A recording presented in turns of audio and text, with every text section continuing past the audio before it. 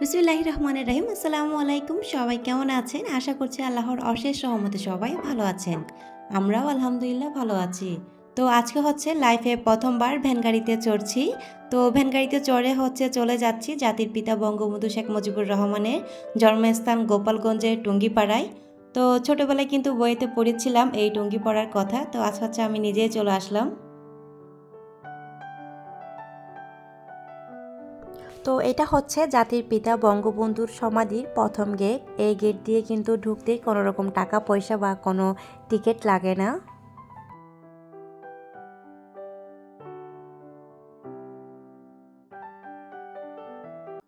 তো গেট দিয়ে প্রথমে ঢুকে আগে চলে যাব জাতির পিতা বঙ্গবন্ধুর সমাধিসৌধ কমপ্লেক্সে, যেখানে শুয়ে আছেন বঙ্গবন্ধু শেখ মুজিবুর রহমান এবং তার পিতামাতা। তো আমি এখানে এসে যতটুকু শুনতে পেলাম, ওই যে দূরের বাড়িটা দেখতে পাচ্ছেন, ওইটা হচ্ছে আমাদের প্রধানমন্ত্রী শেখ হাসিনার তৈরি করা বাড়ি। উনি যখন ঢাকা থেকে আমাদের এই জাতির পিতা সমাধিতে আসেন, তখন কিন্তু ওই বাড়িতে ২-৩ রাত থেকে যান।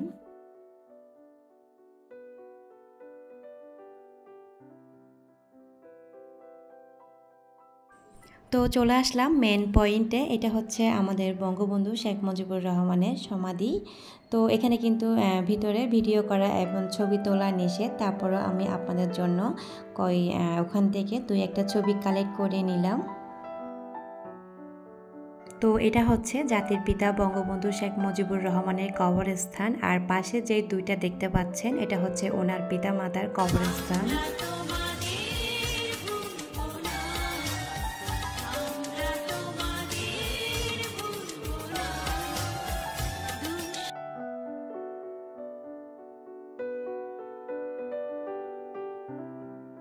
এই যে বাড়িটি দেখতে পাচ্ছেন, এটা হচ্ছে আমাদের বঙ্গবন্ধু শেখ মুজিবুর রহমানের বাড়ি। এই বাড়িটার ভিতরে রয়েছে কিছু আসবাবপত্র, যেগুলো হচ্ছে আমাদের বঙ্গবন্ধু শেখ মুজিবুর রহমান ব্যবহার করেছিল। এখানে রয়েছে খাট, চেয়ার, সোফা, আরও রয়েছে বিভিন্ন জিনিস।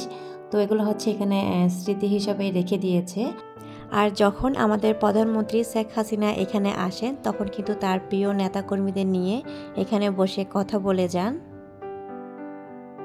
এই টুঙ্গিপাড়াতে ১৯২০ সালের ১৭ই মার্চ জন্মগ্রহণ করেছিলেন সর্বকালের সর্বশ্রেষ্ঠ বাঙালি শেখ মুজিবুর রহমান। তো তারপর হচ্ছে ১৯৭৫ সালের ১৫ই আগস্ট ঘাতকের বুলেটে মৃত্যুহীন প্রাণ নিয়ে তিনি জন্মমাটিতে টুঙ্গিপাড়ায় ফিরে আসেন। তো পরদিন পারিবারিক কবরস্থানে মা বাবার পাশে তাকে সমাহিত করা হয়। তো এক কথায় কিন্তু বলা যায়, এই টুঙ্গিপাড়াকে কিন্তু বদলে দিয়েছে বঙ্গবন্ধু শেখ মুজিবুর রহমানের সমাধিসৌধ কমপ্লেক্স। এখানে কিন্তু প্রায় প্রতিদিন দেশ বিদেশ থেকে প্রায় ৫,০০০-এরও মানুষ টুঙ্গিপাড়ায় আসেন তার প্রিয় নেতার প্রতি শ্রদ্ধা জানাতে। তো এই যে আপনাদেরকে বলছি, ধৈর্য সহকারে আমার ভিডিওটি দেখুন। আজকে কিন্তু টুঙ্গিপাড়ার বঙ্গবন্ধু শেখ মুজিবুর রহমানের সমাধিসৌধ কমপ্লেক্সের ভিতরটা পুরোপুরি আপনাদেরকে দেখানোর চেষ্টা করব। এই যে দেখতে পাচ্ছেন, এটা হচ্ছে শেখ পরিবারের ঐতিহ্যবাহী বড় তালাব। জাতির পিতা বঙ্গবন্ধুর সমাধিকে ঘিরে কিন্তু রয়েছে চারদিকে সবুজ আর সবুজ, যেদিকে তাকাই চোখ কিন্তু জুড়ে যায়।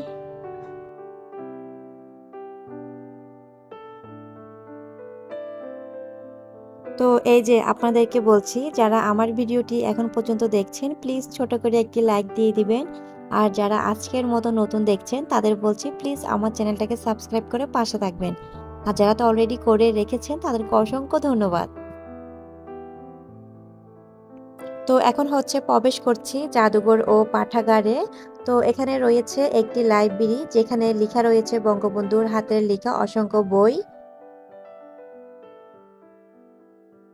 আর জাদুঘরে রয়েছে মুক্তি সংগ্রামের অনেকগুলো ছবি, আরও রয়েছে বিদেশ থেকে পাঠানো বিভিন্ন সংবাদপত্র।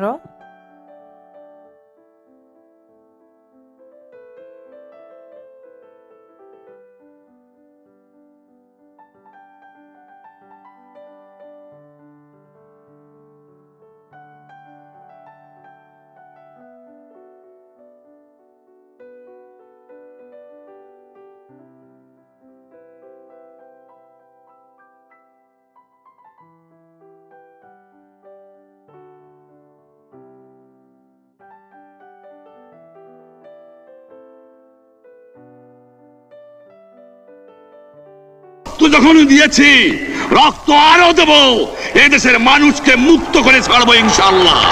এবারে সংগ্রাম আমাদের মুক্তির সংগ্রাম। শৈশব থেকে শুরু করে আমাদের বঙ্গবন্ধু শেখ মুজিবুর রহমানের মুক্তির সংগ্রামের প্রত্যেকটা ছবি কিন্তু এখানে রয়েছে। তাছাড়া আরও রয়েছে বিদেশ থেকে পাঠানো অনেকগুলো সংবাদপত্র।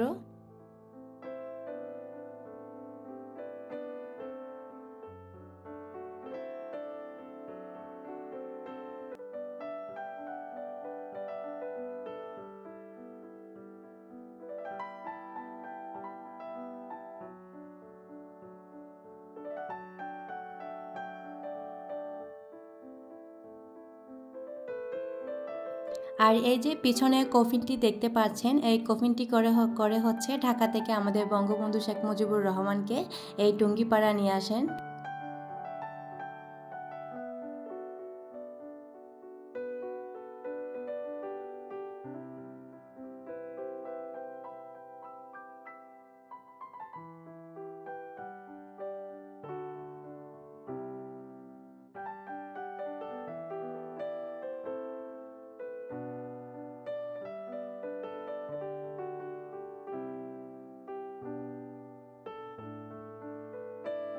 আমরা কিন্তু টিভির পর্দায় এই মঞ্চটা কিন্তু দেখতে পাই, তখন কিন্তু এখানে অনেক দর্শক আর শিল্পী থাকেন।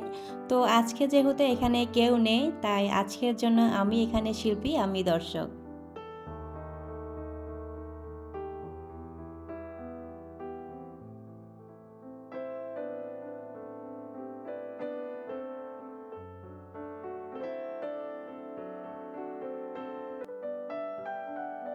তো এখানে যেহেতু প্রচুর পরিমাণ গরম পড়ছিল, তাই চলে আসলাম ঠান্ডা ঠান্ডা লেবুর শরবত খাওয়ার জন্য।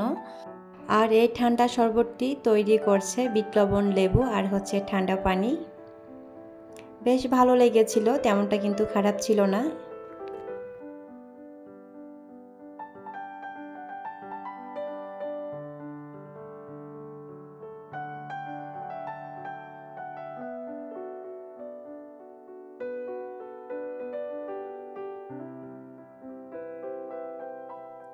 এই যে এই গেটটি দেখতে পাচ্ছেন, এই গেটের পাশে হচ্ছে একটি শিশু পার্ক রয়েছে, যেখানে হচ্ছে আমরা সময়ের কারণে যেতে পারিনি। আর এখানে যখন হচ্ছে স্বাধীনতা দিবস, বিজয় দিবস আর হচ্ছে আমাদের বঙ্গবন্ধু শেখ মুজিবুর রহমানের মৃত্যুবার্ষিক পালন করা হয়, তখন কিন্তু এখানে অনেক মানুষের ভিড় থাকে। তখন কিন্তু এখানে মানুষে এসে আরাম করে, বিশ্রাম করে। আর এখানে রয়েছে শাখা অফিস।